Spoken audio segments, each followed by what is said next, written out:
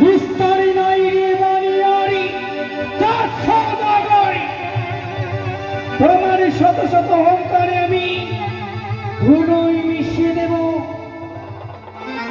কিন্তু ওই তো যেন দেখি সেই চাঁদের গিরি পুত্র সন্তানে লাভ করেছি, তার যদি কন্যা আয়ু লিখে দেয় সেই বিধাতা লেখার হবে না আমার কার্য সফলই।